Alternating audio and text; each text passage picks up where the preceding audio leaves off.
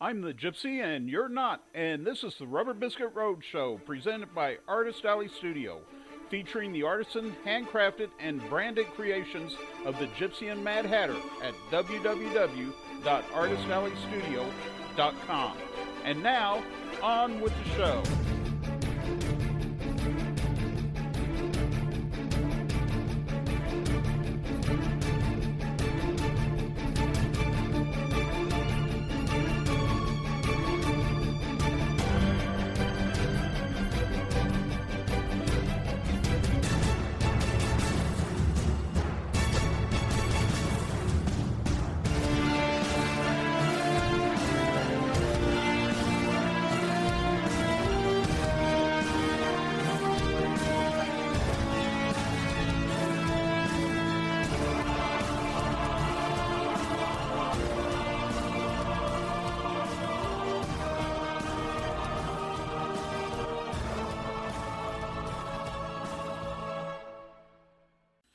Welcome to episode 29 of the Rubber Biskit Road Show. I am your host, the Gypsy. Well, I hope you are having a good Memorial Day weekend. I hope that you have honored and remembered all of those vets that have gone before us to protect the freedoms of this country. They gave the ultimate sacrifice so that we can be free. And for that, we are eternally grateful and we say thank you, not only to the vets that have passed on, but also to those living today that continue to keep our freedoms intact. Well, with everything going on in the world, I've been getting depressed recently. I really have.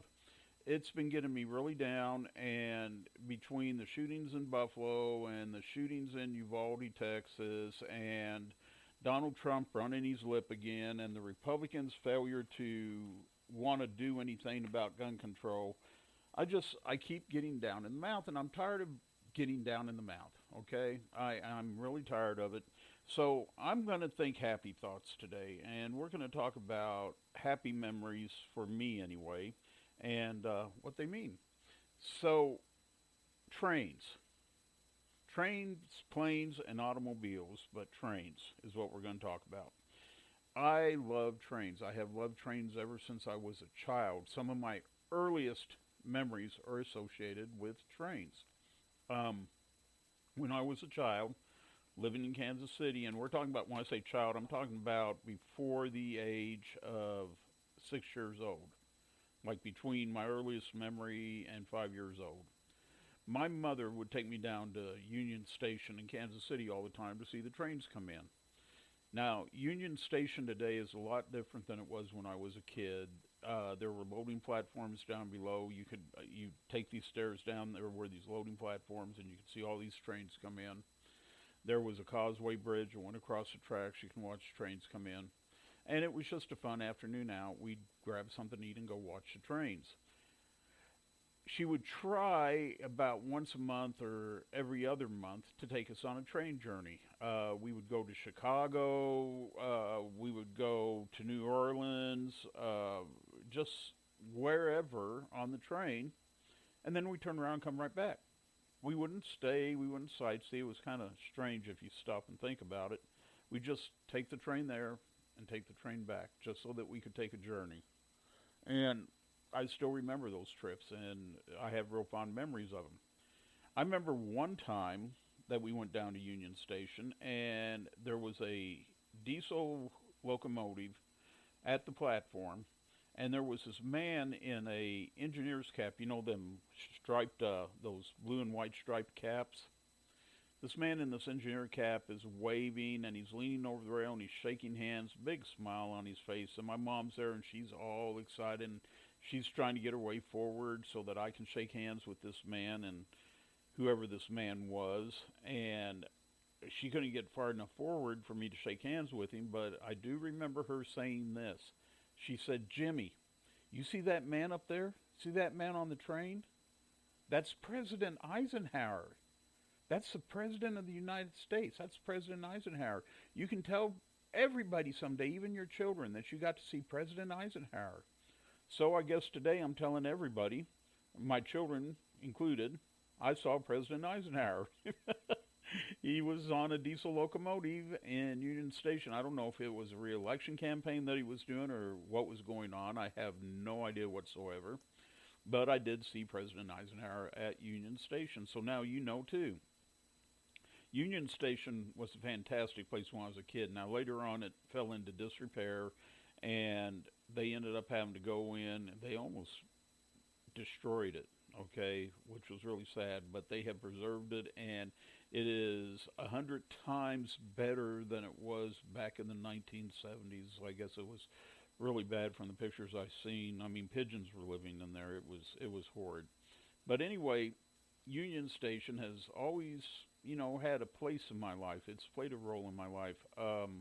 My son Ricky left for college at Boston Conservatory from Union Station. Um, I went and saw the Auschwitz exhibit at Union Station. I took my grandchildren to the Science Museum at Union Station.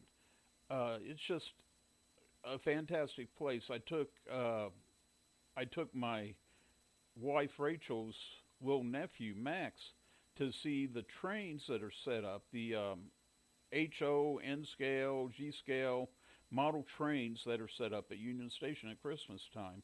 He was absolutely enthralled and fascinated. It's just, if you've never been to Union Station in Kansas City, and I sound like I'm doing a commercial here, and I guess maybe in a way I am, it's definitely worth your time to go down there and check it out. It's an amazing place. They have done a fantastic job.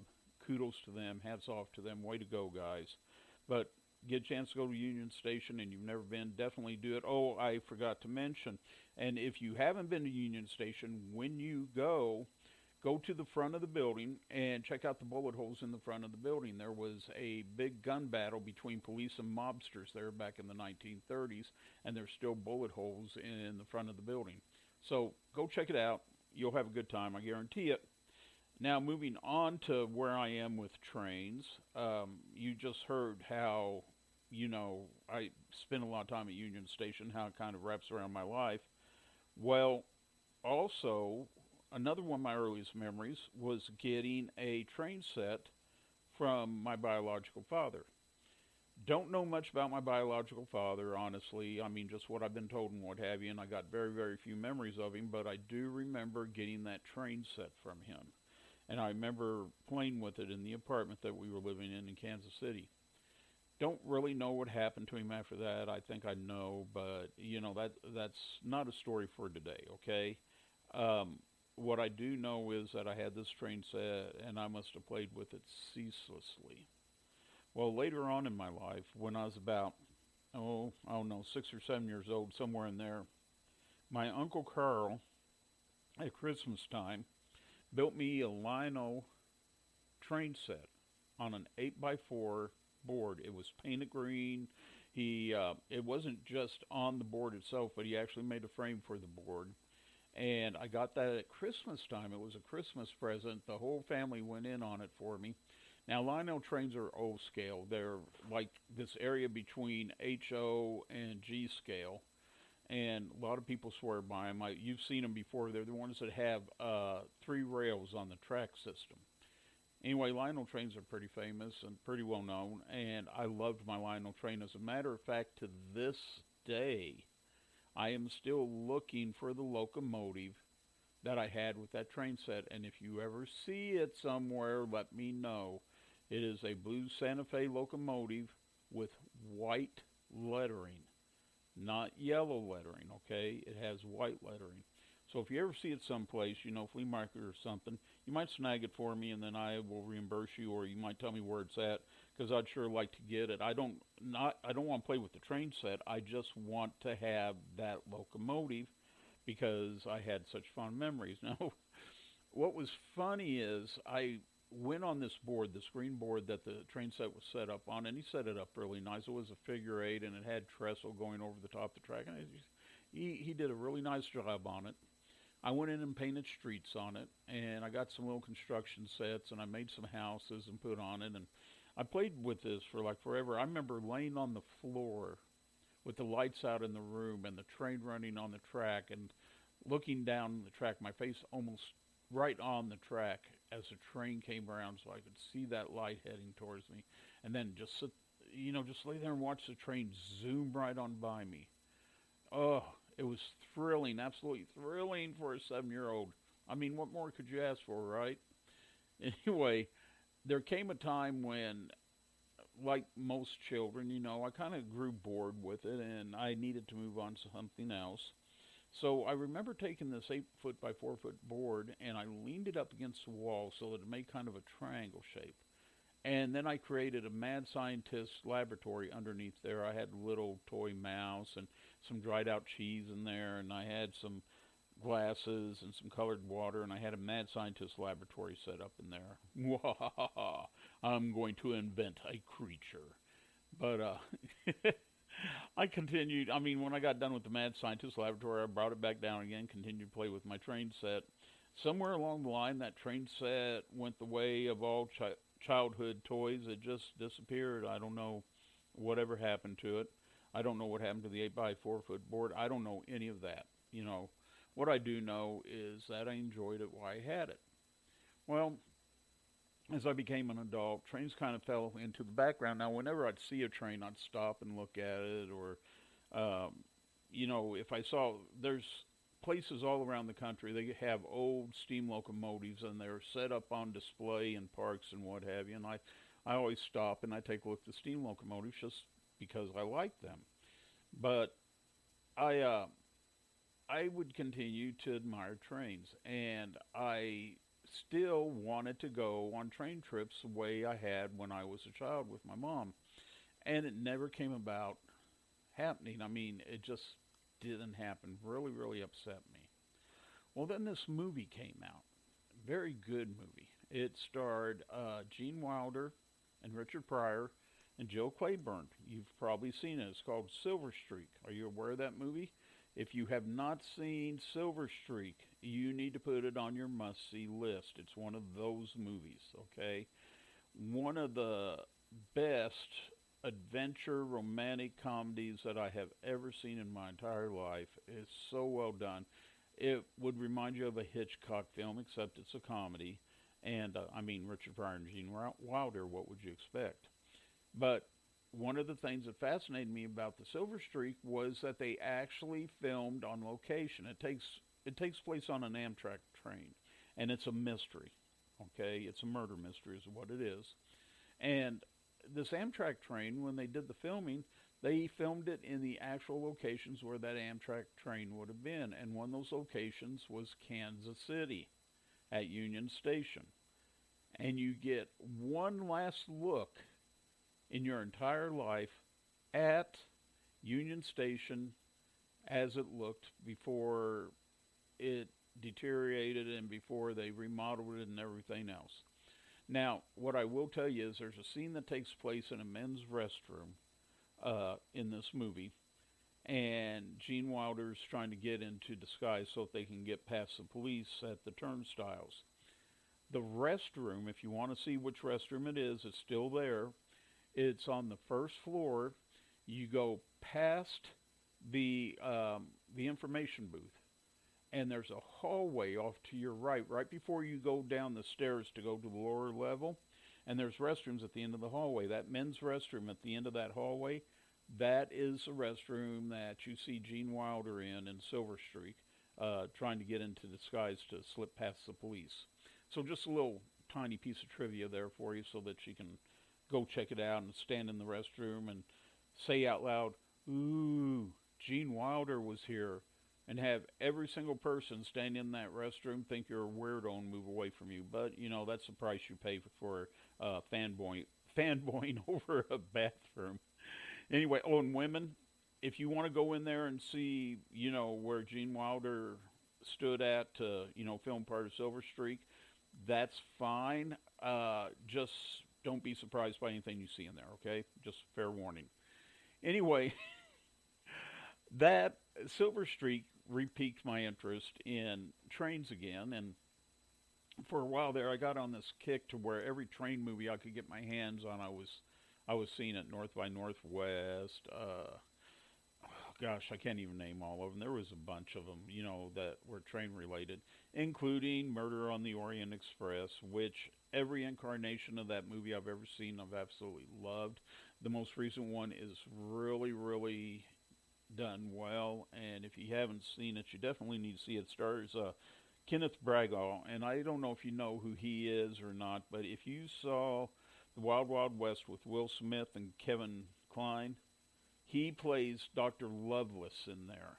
And but as Hercule Poirot, he does an excellent job. He's a wonderful actor, wonderful director. So if you haven't seen the most recent incarnation of Murder on the Orient Express, it put that on your to watch list also along with Silver Streak. I am the type of person that when I get to a train track and the train's going across the track, I don't get impatient. I don't get bummed out. Oh my God, it's a train. Oh, I got to sit here and wait for this train to go by. I enjoy it. I roll down the window and I listen to the clack, clack, clack, clack, clack of the train going by, and I enjoy the movement, and I like looking at the artwork, all the tagging that's done on the sides of the boxcars. I like watching the tagging as it goes by. You know, when I was younger, the tagging that was done was hobos leaving their mark on the side of a boxcar. I remember one hobo I used to watch for his mark all the time. It was a quick little sketch of a palm tree with a guy in a sombrero asleep underneath it, and that was his mark. And I would watch for it on the boxcars, and I'd go, "Oh, there goes the sombrero dude," you know. And it was kind of fun to look for that mark. But now all this tagging, it's art, it's literal art. Honestly, I think it would be amazing to see a boxcar in a museum that was totally tagged by different artists and completely covered. And I mean, what an art piece that would be! What an art statement that would be! It would just be something to see. I'm telling you what. But yeah, I don't get impatient waiting for the trains to go by. I enjoy watching them go by. The people that get impatient, I don't understand it at all. They they try to beat the train. Big mistake. They try to go around the drop bars, crossbars there. Big mistake. Okay. Um, People that get impatient end up in accidents with trains, and that's not a good thing. I saw a bad one up in Chicago one time. I was driving semi truck, and it was on Christmas Eve, and I'm going down this drop yard to drop this trailer, and the traffic's backed up. I'm like, what's going on? It shouldn't be like this on Christmas Eve. I'd been to this drop yard before, and the road was generally abandoned. So I'm sitting there, and nothing's moving. I get out of the truck, and I walk down the road, see what's going on, and a car full of people had tried to beat a train, and they didn't make it. Not only did they not beat the train, they did not beat death either. Death took them that night on a Christmas Eve. It was senseless. It was a useless waste of life. Their family has to always remember now that, their loved ones died on Christmas Eve. But it was a horrendous scene, how badly mangled the car was, and had to sit there for a long time before they were able to clear the area, to where we could get by. I don't say that to bring you down because I want this to be a happy thing. It's just take this as a warning from me, okay? Keep it happy. When you come up to a train, when you're at a, cross rail and railroad crossing, and that bar is down, that gate's down, so what? Sit there, enjoy the train going by. Listen to clack, clack, clack. Look at the artwork on the side of the cars. Don't get in a hurry. Don't be impatient. There's nothing in this world that you have to get to quick enough that involves your life, okay? So, anyway, getting past that, because we want happy, happy, joy, joy here. I had well, a lot of you that listen to the podcast, you know that I used to have a mobile unit, and I'd go do the shows all over the country every year. And one of the places that I went was Laconia, New Hampshire. One of the people that was one of my regulars I worked on all the time was this guy that was an engineer on the New York City to Washington, D.C. run on Amtrak. And he'd come up and he'd get work done for me all the time, and we'd talk trains, and he found out how interested I was in trains. But before he was an engineer, he was a railroad accident scene investigator. And he had gone on one investigation up in Chicago, not the same wreck that I witnessed. This was something different, a little more major. than my deal. I don't know if you recall it or not. I can't remember the exact year that it happened, but the city of New Orleans uh, train, it crashed in Chicago. It derailed. A bunch of people were killed. It was a pretty bad accident. He was the investigator on that. And about a year after it happened, he had to go back up there with a team, and they had to comb the area again just to see if there was any evidence that they overlooked. I don't know what the procedure on that is, but they, whatever the reason, they had to comb the area again. Well, he found something, and when he found it, he asked his supervisor what they wanted to do with it, and they said, well, just toss it. Well, he held on to it, and he had it. And then when he found out I liked trains, he thought about me. So this one year when he came up to Laconia, he had this present for me, and he handed it to me, and he says, "Do you know what that is?" And I said, "Yeah, it's a throttle handle off a locomotive." And he says, "Well, that's for you." And I said, "Thanks." He said, "But it isn't just any throttle handle." I said, "Oh?" He said, "That is the throttle handle from the city of New Orleans that derailed in Chicago." And my jaw hit the ground. I was holding in my hand the actual throttle handle from the city of New Orleans that derailed in Chicago. And I said, "Are you sure you want to give this to me?" And he laughed. He says, "Yeah." He says, "I'm absolutely 100% positively sure that is yours." And so I still have it to this day. It means a lot to me. It's very special. And God rest the souls of the people that died in that accident. But I honor you folks, by, excuse me, by keeping that handle safe and sound. And, always will. Anyway, moving on from that. See, I told you this was going to be all about trains, didn't I wasn't kidding. Up there at Laconia, New Hampshire, they have a train that goes around the outside of Lake Winnipesaukee, and it's used kind of like a commuter train, but it's really cool because it skims the edge of the lake. And I bet you can't guess who used to ride that train every single year when he went up there to Laconia to work. Yep, that's right, yours truly.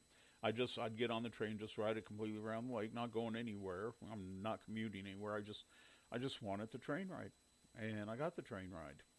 And I mean, train rides are fantastic. I remember taking my boys on a train ride down in Branson, Missouri.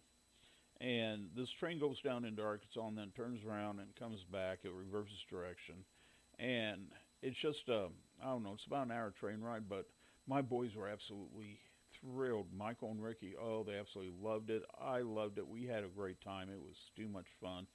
I don't know if their mom loved it or not. I think she had a good time. I'm not sure, but I know the boys loved it, and they probably loved it just as much as I did. And of course, I go on other trains too. Like the one at Silver Dollar City, I've been on that one several times, and it's just a little tiny, fun train, but it's still a train regardless.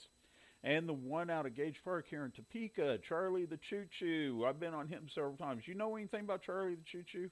Here, let me catch you up. The book, The Dark Tower by Stephen King. He talks about this train, and he talks about this tunnel in the book. Now, if you haven't read the book, I'm not gonna be a buzzkill and plot destroyer for you.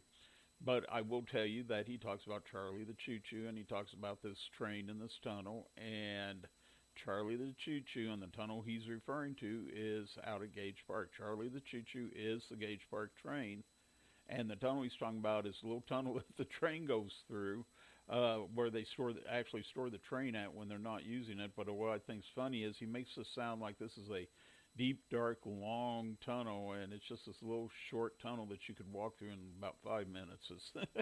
It's it's not very big at all. But anyway, yes, we got a celebrity at Gage Park here in Topeka. We have Charlie the Choo Choo of all things, and I've rode him. Gosh, I think since day one, since he was first, put into the park, which he's always been a lot of fun to ride. And oh man, I tell you what, I'm almost a nut when it comes to trains. I have the G scale model Emmett Kelly circus sets 1 and 2. I got both sets, and about half of them are actually signed by Emmett Kelly Jr. And it's funny. I used to go to the Emmett Kelly Clown Festival every year, and I'd get a couple of them signed by him. And this one year, that I went up there. I took the locomotive with me from set one, and I took the coal tender, and I wanted to get the locomotive and the coal tender signed. Plus, there was one of the baggage cars I wanted to get signed too. And for some reason, he had always been really nice about signing these. For some reason, he copped an attitude, and he wasn't going to sign them. And I don't know what the problem there was. So I talked to his son Joy, and Joy said he'd talked to him. And that night after the banquet, which I had tickets to, Joey came up. He says, "Do you have those with you?" I said, "Well, yeah, they're in my car." He says, "Go get them." I talked to Dad. He's going to sign them for you. I said, "Okay." So I went and got them, and Emmett signed them. And he says, "That's it. I'm not signing any more." And he turned around and walked off. And it was just really odd for me that he had acted like that, because the year before, when they had made the mistake of moving the festival out to the fairgrounds, we were watching some of the seminars, and Emmett was out there in the tent, and he came over and sat down next to me, and we sat there and we talked, and it was friendly, and we were talking about the train sets, and just, I don't know, it was just really odd, his sudden turn the next year into, you know, being antisocial, I guess is the term used. I don't know what it was. But anyway, I got half of them signed. I wish I could have eventually got all of them signed, but that didn't happen. And he passed away several years ago.